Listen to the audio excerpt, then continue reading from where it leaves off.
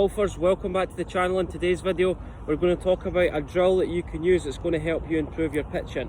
One of the biggest issues we do see on a daily basis is when a lot of golfers take the club back when they're pitching, and what happens is the club goes a little bit too much up on the way back, so we had too much hinge in that left wrist. The hands go up too quickly, club head gets too far above the hands, then as we come down into impact the club's working straight down into the ground. So if you struggle with that issue where the ball launches quite low, we don't generate a lot of control. If the club is coming into impact a little bit too steep, where the hands are too far forward, leading edge is driving into the ground, try and draw your pitch shots. So the next time that you're struggling with your pitch shots, we want to feel like the club comes in a little bit shallower. So the club's not coming in too steeply, where the leading edge drives into the ground.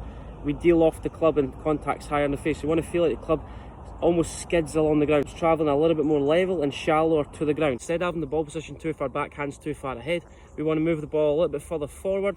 Instead of the hands being too far ahead, we want to feel like the grip end of the club points towards your belt buckle. Move the ball position further forward, pull your right foot back, and what we're trying to feel, the hands aren't going up too quickly. We want to feel like the left shoulder starts to rotate a little bit more. So we think about half a chest turn, the left shoulder is going to move a little bit more across, and the hands feel like they work a little bit lower in the backswing. Slight upslope here, which is going to encourage the hands to work a little bit more inside on the way back. So allow the hands to track a little bit more inside. Get a little bit too steep, the club head's going to work across the golf ball, so kick that right foot back a little bit further forward, back, kick that right foot back, and allow the hands to work a little bit more inside on the way through. Then as we release the club, don't let the club head work too far across the golf ball.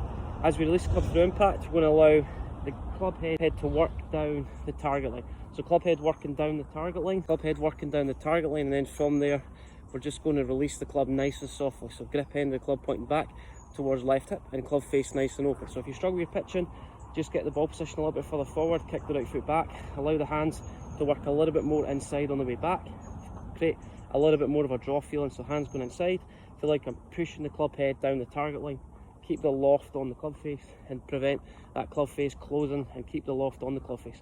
So keep the loft on the club face and just release the club down the target line. So hands in and feel like the club head works down the target line, facilitated by chest facing the target, and just keep that club face nice and open. The ball's going to run out a little bit more because angle attack is shallower. The ball's going to run out a little bit more, so club head working in.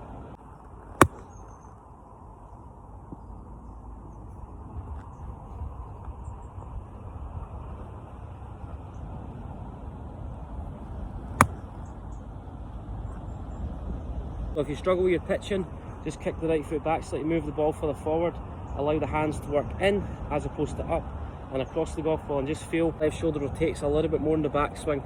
Half a chest turn on the way back and half a chest turn on the way through, and keep that club face nice and open towards the target. That's going to help you shallow your angle of attack and improve your pitching in no time.